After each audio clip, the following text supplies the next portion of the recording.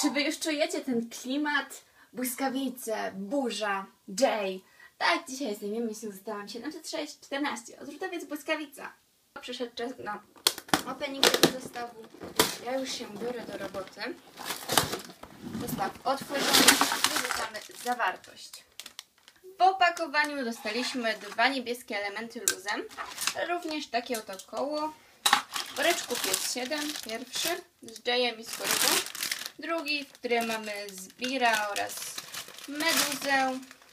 W trzecim rodzice, a w innym elementy posługujące do zestawu.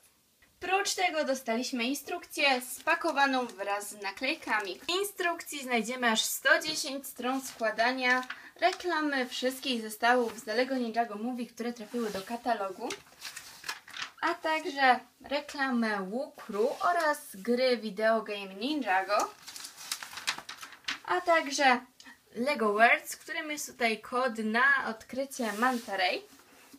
Mamy również reklamę Legolandu i spis elementów. A koniec to Win i Lloyd.